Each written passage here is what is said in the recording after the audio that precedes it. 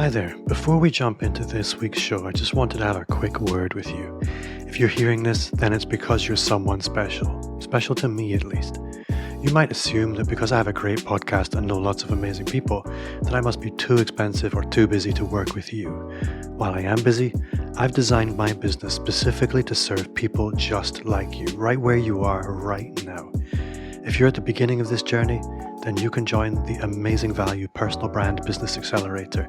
If you use the promo code VIP, you get your first month for £1. That's less than $1. Or you can become a one-to-one coaching client, hire me for speaking, consulting, or workshops anywhere in the world. Just head over to amplifyme.agency and book a discovery call.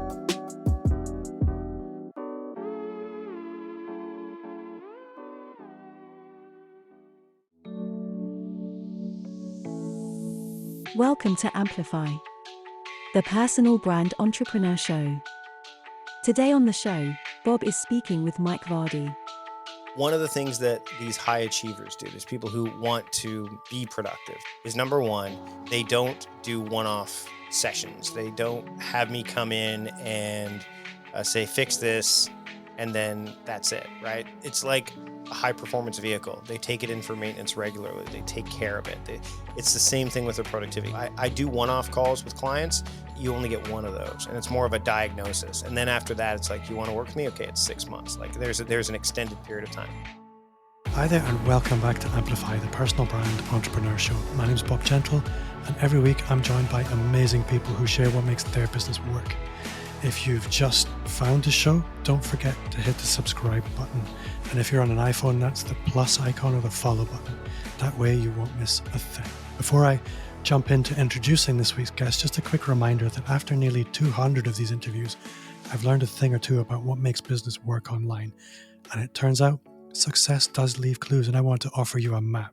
So head over to my website and grab your copy of the Personal Brand Business Roadmap. It's everything you need to start, scale, or just fix your personal brand business. It's yours for free as a gift from me. Now, if you're anything like me, you're trying to get a lot done.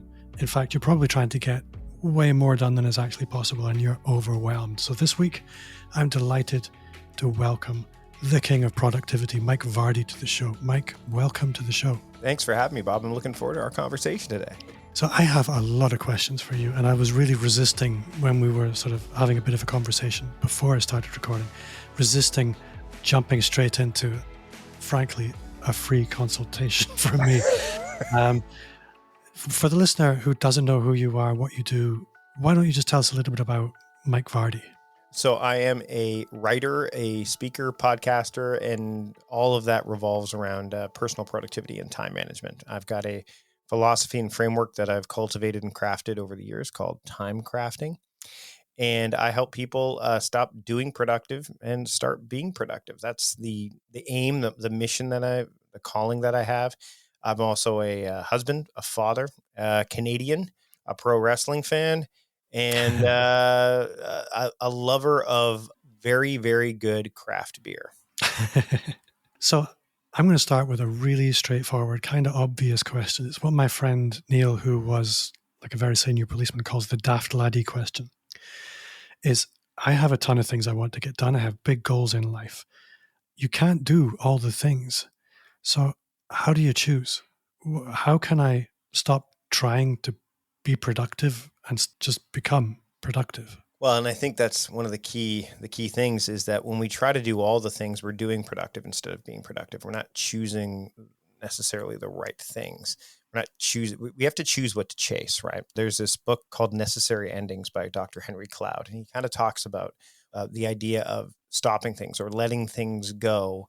And he uses the rose bush as an analogy or a metaphor for it, where basically he says, like, if you look at a rose bush and you let all of the blooms try to bloom, they will bloom, but they won't be as glorious as if you trim back, the bush and some blooms so that others will flourish. And that's really what we need to do with our tasks, our time, our intentions, and our attention, right? Because that's what productivity is. Productivity really isn't about like getting as much done as possible or being super efficient or effective. Those are, the latter two are byproducts of productivity. Really, productivity is like the active linking between your intentions, so tasks that matter to you, need to do, want to do tasks, and then your attention, which is frankly what you have control over. Time moves on whether we want it to or not, but attention is something that we have more agency over. So ultimately I think what happens when it comes to productivity, we live in this culture of, go, go, go, fast, fast, fast, now, now, now, live today because tomorrow isn't guaranteed. Like we hear all those platitudes, and we don't spend enough time really kind of sitting with ourselves going, who do we want to become? Like what tasks, what intentions do we move forward so that we can be the person that we want to be, whether it's work, life, or hopefully both in terms of balance. So it's okay to have all of these ambitions, but it's also important to note, how do I pay attention to them at the right place and time? And how do I either let go of certain things, delegate certain things so that I can, to use your word, amplify certain elements so I can move these things forward.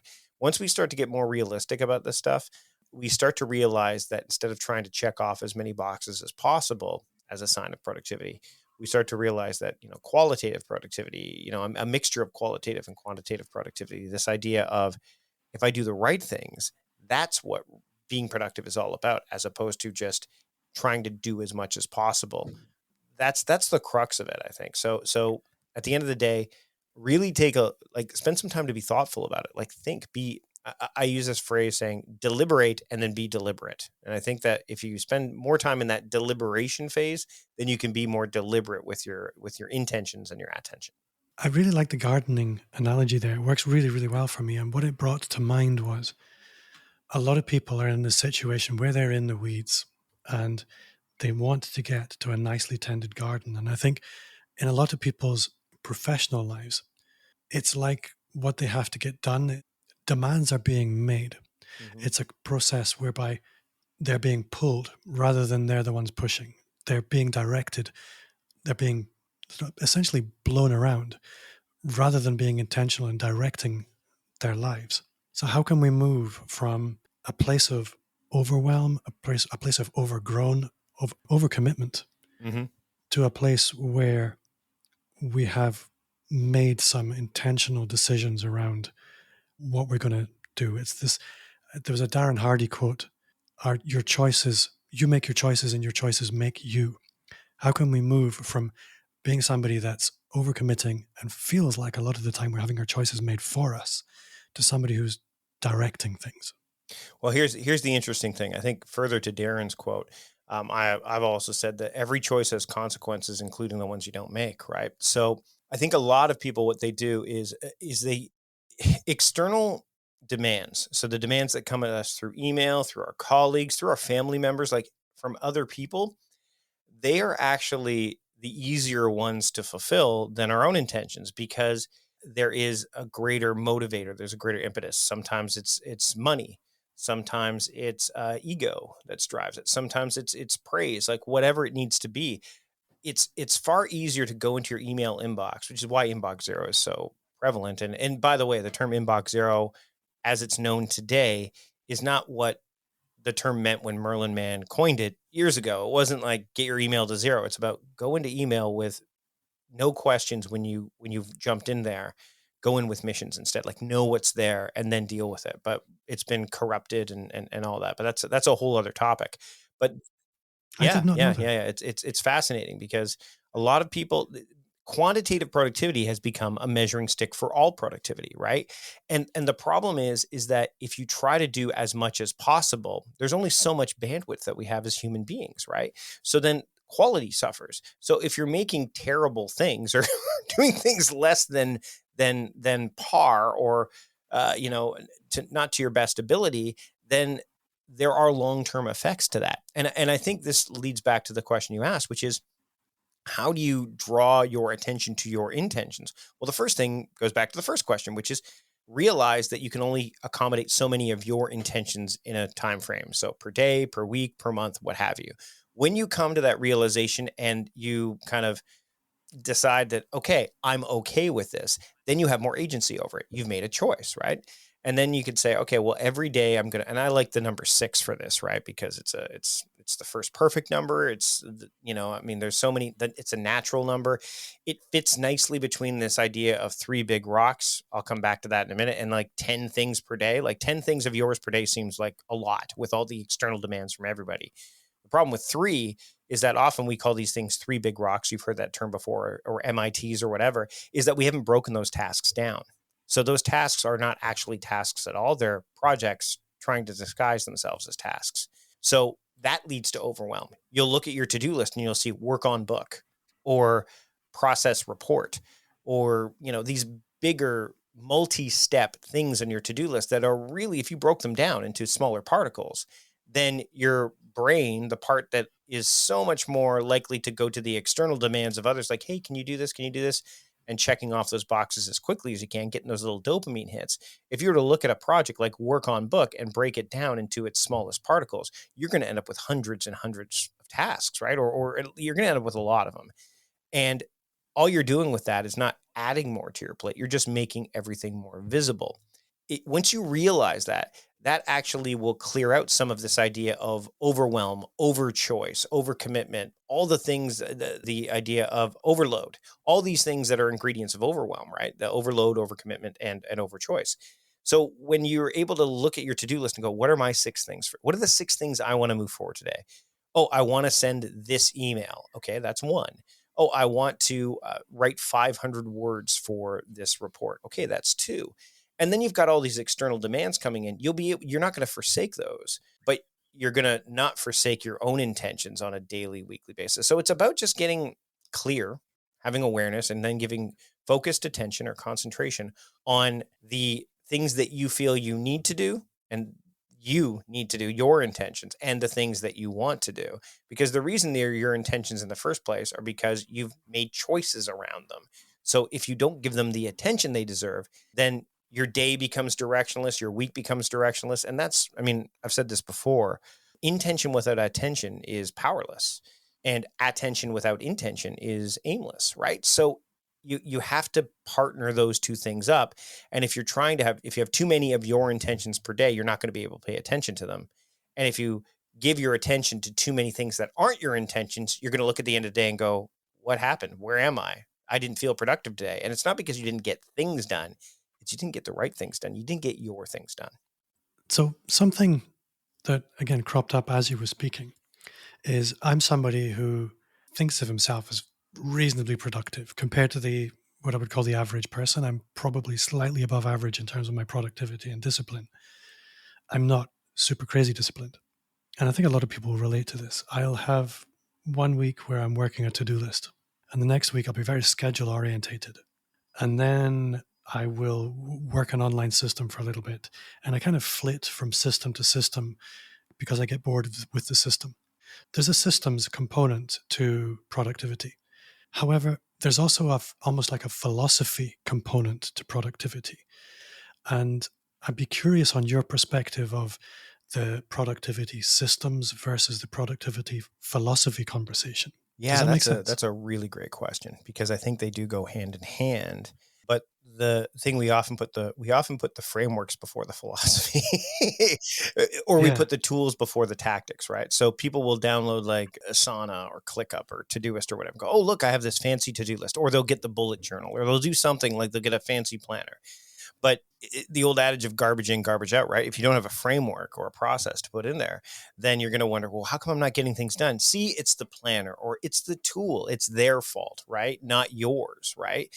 So you need to not only have a framework, and I prefer to use the term framework as opposed to system, because frameworks to me have flexibility built into them, or approach, or whatever you want to call it. And I think frameworks foster freedom. If it's a system, they tend to be, or a method, that word associates itself with proven, steadfast. Like there's not a lot of wiggle room. Again, this is just semantics of how powerful words can be.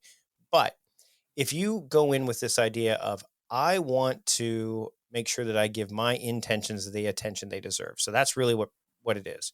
I intend to do this. How am I going to pay attention to that? That in and of itself is the philosophy. Then it's like, okay, well, I need a system that's going to allow me to pay attention to those intentions. Then you can choose whatever tool you want. So even if you're bored, right, with a tool, and we see this happen all the time. That's why productivity apps are a dime a dozen and people move from app to app to app. But the thing is that if you have a framework that transfers, it not only helps you if you have to, let's say, use one for home and one for another job, or you get hired by another firm and they use something completely different. You can take your framework, your process with you. But conversely, if you don't have the philosophy or the process in mind that you want to bring to your productivity, then the frameworks aren't going to help you. You need to have that first. I would suggest that if you're somebody who likes to, and you mentioned this already, you like 1 week your to-do list, 1 week your calendar, I'm a firm believer that both are integral in a productivity workflow, right? But the way I look at it is the calendar is the directory of your days. Like you can look at your calendar. Like I can tell you right now that we're in this conversation. This is what I would call an abstraction in my day. It's a blip on the day. It's not a bad thing. I don't want to say a distraction because that would be totally disrespectful to you, right? So an abstraction is different, right? Like it's something that's there that wouldn't normally be there, but I've left room for it. So now it's there. But when I'm done, I can look at my calendar and say, okay, well, what's next? If there's white space there, then that can be dangerous, right? So that's why I theme my days. My days have themes. So when we're done talking today, if I have nothing on my calendar, I can say, oh, well, today is my triage day. That means anything I've tagged in my to-do list, which is where the details of my days are, that I've tagged with triage. And again, I could use paper or any digital tool for this. I can see, okay, let me look at the triage tag. Oh, here's all the triage tasks that I can do today. So what I've done is I've filtered my focus, right? And I've used the calendar to start that process, but then the to-do list further refines it. And again, once you kind of get that dialed in and you start to use it consistently, even when things feel like they might break, even when you've got friction of external demands or, I could tell you today is not what I planned today to be because I'm driving my kids to school and it's raining here and I got to pick them up. So there's going to be some stuff that I didn't expect to have happen. But whenever I start my day, whenever I go through my day, all I have to say is, I'm done with Bob now. What do I do? Well, what day is it? It's Thursday. Thursday's triage day. Okay, let me look at my triage tasks. How many of these can I get done before I have to, do this? Oh, I can do these 3 things. Okay, great. Like it's just giving my brain a place to go, a map, a waypoint, as opposed to, well, what do I do now? Because that's your brain, your primitive part of your brain loves that question because it goes, go watch Netflix, or I don't know, email will tell me what to do, or let's see what other people want me to do. So that's the crux of it. That to me, that's the way you should.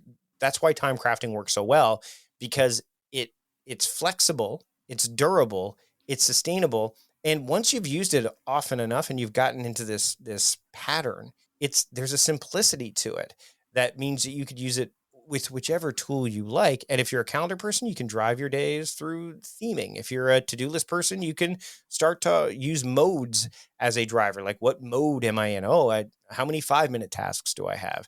For me as a night owl, okay, where are my low energy tasks? Because it's 9 a.m. Let me look at all of those. I don't care what day it is. I'm tired. Let me see all my low energy tasks. So you just need to give that prefrontal cortex, the higher reasoning part of your brain, the ammunition it needs to go into battle with the primitive part of your brain that just really wants to survive and get by.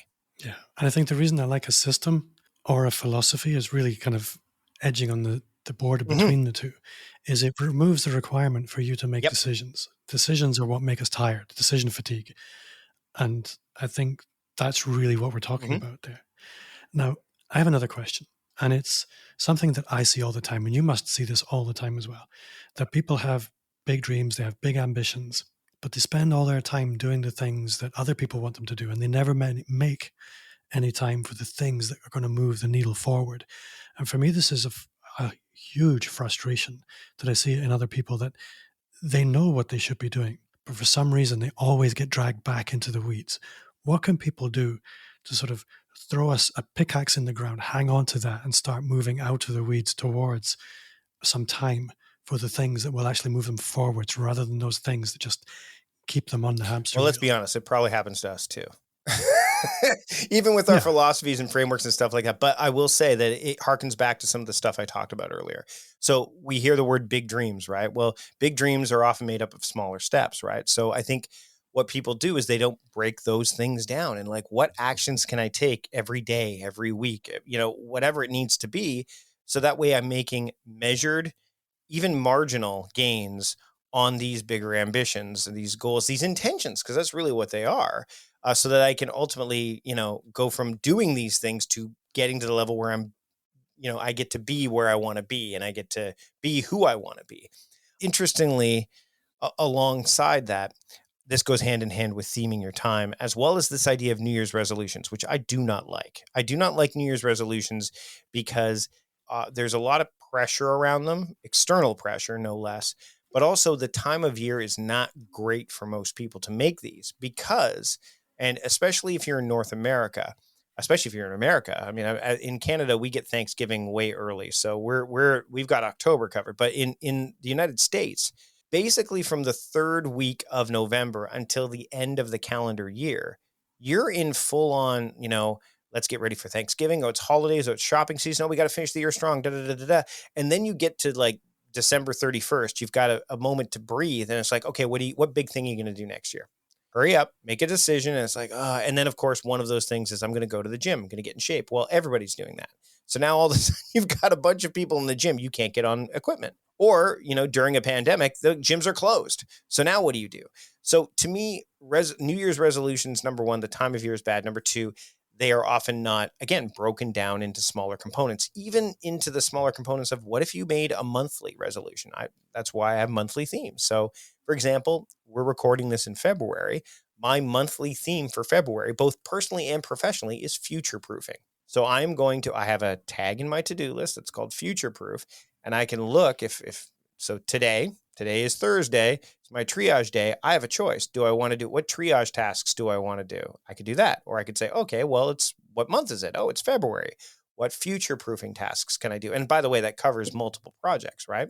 But what's interesting is I can also, because I theme my day and my months, and this is, again, you got to remember, this is something that has been developed over years and years. I don't expect anybody to do this right out of the gate. It takes time. I can go, okay, it's Thursday and it's February. February's theme is future proofing and today's theme is triage. What triage tasks can I do that are also future proofing? So again, I'm further filtering my focus. And that's really, in order to achieve those bigger dreams, the ones that you want to accomplish this month, this quarter, this year, in the next 5 years, breaking those things down and making measurable improvements like you would when you go through your email inbox and you get one email taken care of, or when you go on Facebook and you check the messages there.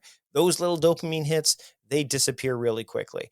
But if you're making marginal gains on these goals through breaking things down, giving yourself some waypoints, such as through monthly theming, that kind of thing, instead of resolutions, you're going to see those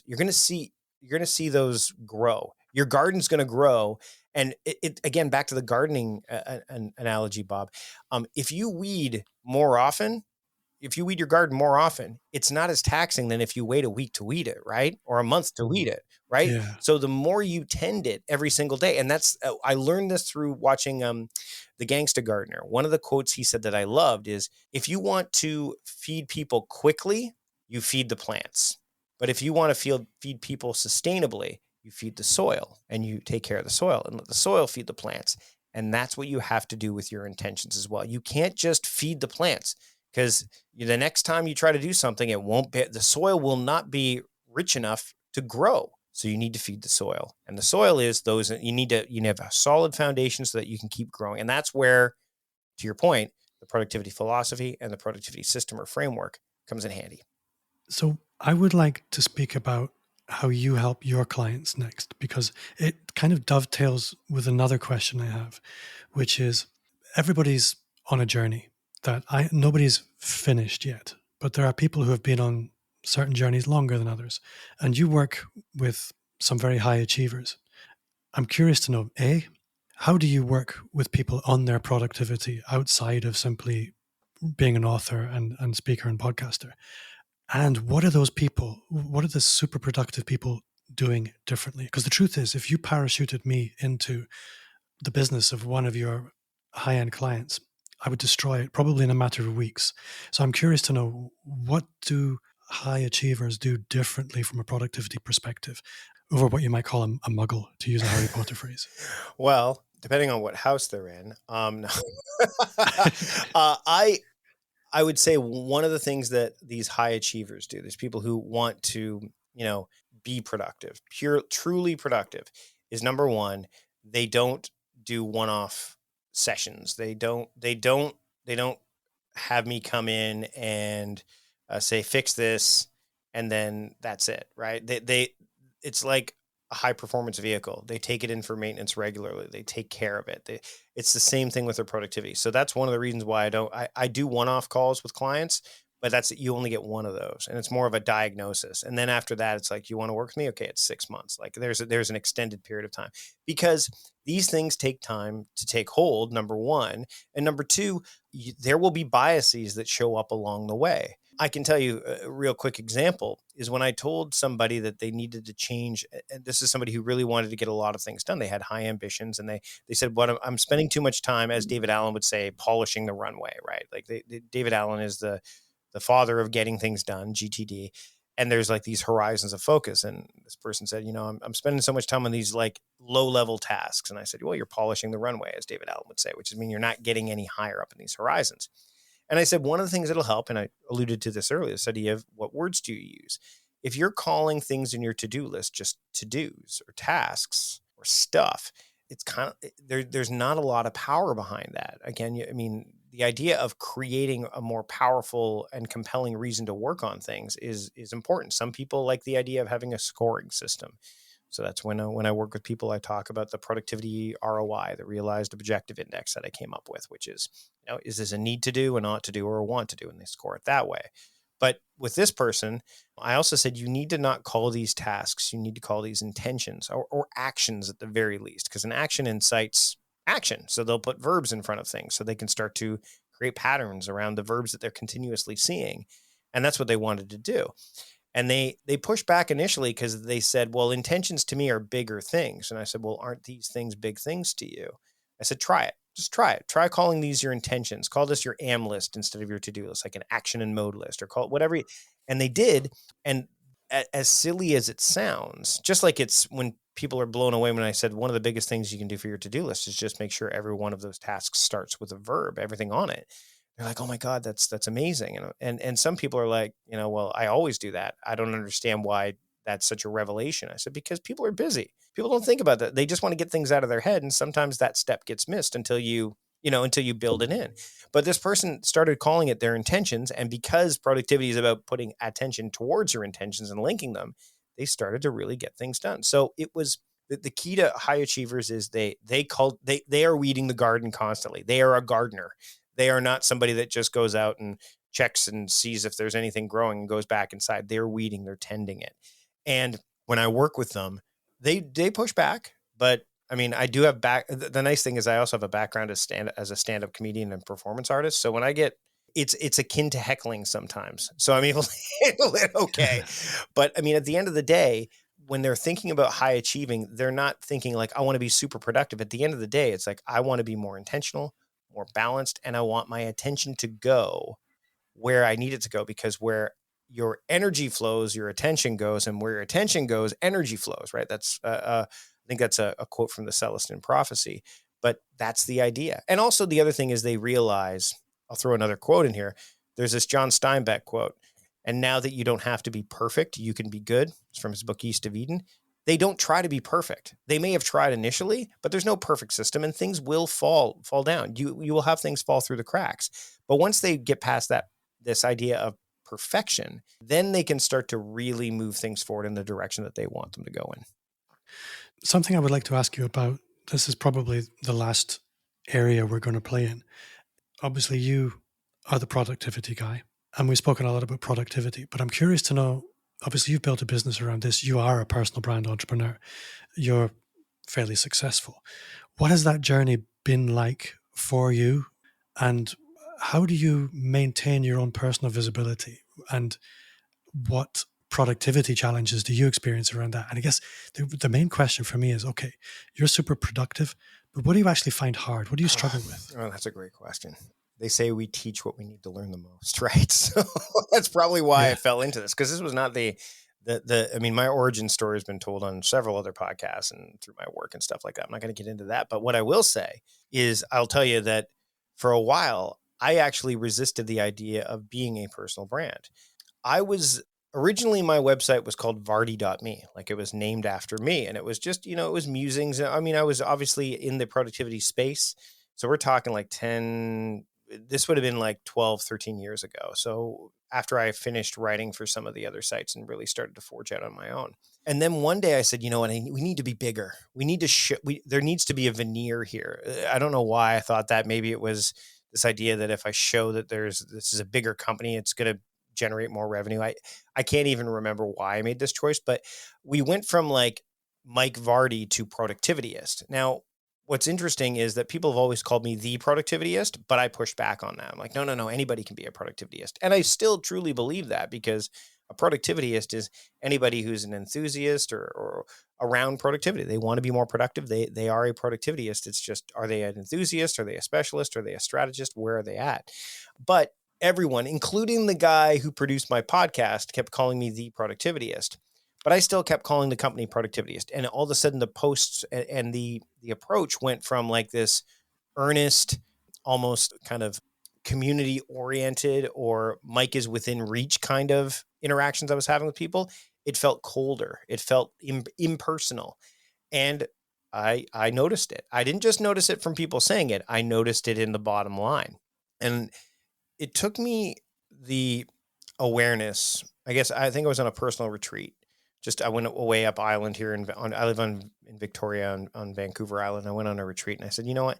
I am swimming upstream because that's what I've been told, or I heard somewhere that that's what I needed to do, but this doesn't feel right. So what if we went back to I'll be the Productivityist, but what if we just went back to MikeVardy.com? Like, what if it was I own the domain? Like, that's what people know me as. I'm not going to sell the company. Like, it's not like I'm trying to I have an exit strategy. This is who I am. This is what I do. And I just made that call. And as soon as I made that call, Bob, I felt lighter, like I felt like a weight had lifted, like I was, and that was a huge thing. So the hard thing was, number one, admitting that I needed to do that. And then the second thing was actually the shift is still in progress as we're recording this. So we're in the middle of redoing the website. So it's going to be MikeVardy.com instead of Productivityist.com.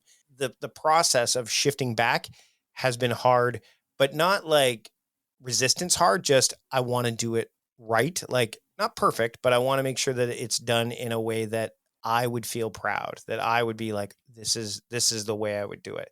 So embracing the personal brand aspect of it and recognizing that Mike Vardy is not just the Productivityist. Mike Vardy is a husband, a father, a Canadian, a wrestling fan, a beer aficionado, like all those things was really, once I cracked that nut, not only did it help me make me feel lighter, but it helped me realize, again, the things I should be doing versus the things I shouldn't be doing. I cut a bunch of things out. And as a result, I was more productive. I think one of the things a lot of people struggle with personal brands is actually making them all about them. I know you have a background in a bit of acting and things like that, so you're probably more naturally outgoing. I wonder if imposter syndrome has ever come knocking on the door with you. Always. You said, like, I'm the productivity guy, and I'm sitting here going, well, no, there's lots of other guys that are productivity. like, so it always productivity but it does show up. It shows up that's one of the reasons why it's taken so long, and we're in the process of it right now, but for me to get like a published book, like traditionally published book, because part of that process for me has been, well, this has been written already, or who am I to do that? So it shows up a lot. And the reason I'm fascinated by biases is because they affect everyone, every human. It's one of the things that humans are unique to. We have biases, but what we can do, as opposed to, like, say, other mammals, is we can break them.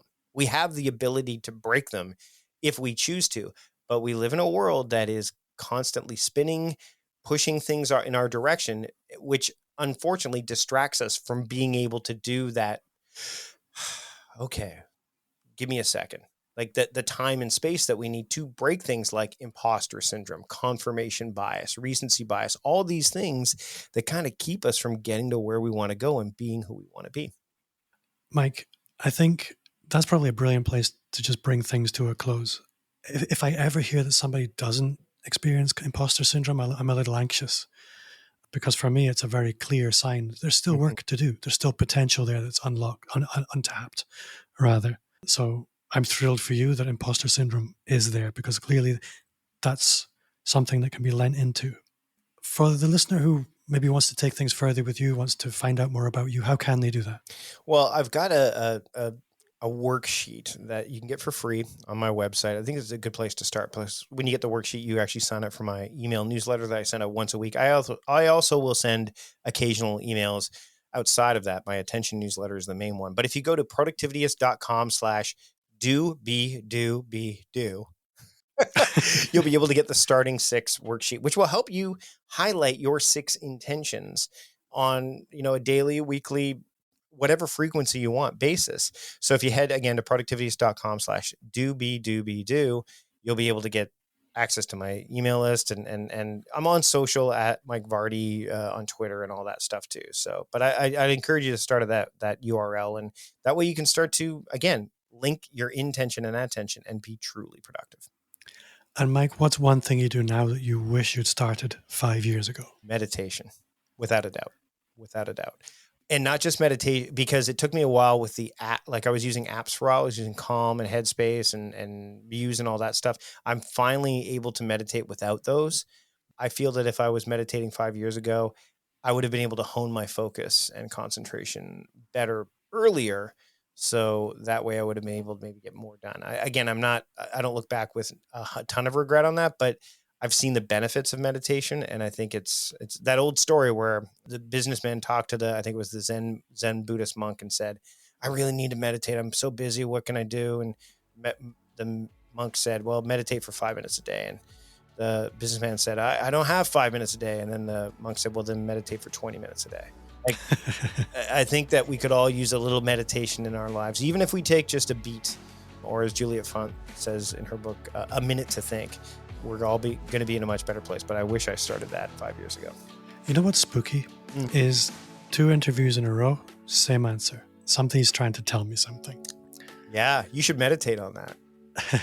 Mike Vardy, you have been an awesome guest. It's been a pleasure, and it's been a thrill, and I'm very grateful, and I look forward to hopefully meeting you in person someday soon. But for the moment, thank you so much. Thanks for having me, Bob. I had a great time. Before I go, just a quick reminder to subscribe and join our Facebook group. You'll find a link in the show notes, or visit amplifyme.fm/insiders. Also, connect with me wherever you hang out. You'll find me on all the social platforms at Bob Gentle. If you enjoyed the show, then I would love a 5-star review on Apple Podcasts. It would make my day. And if you shared the show with a friend, you would literally make my golden list. My name is Bob Gentle. Thanks to you for listening, and I'll see you next week.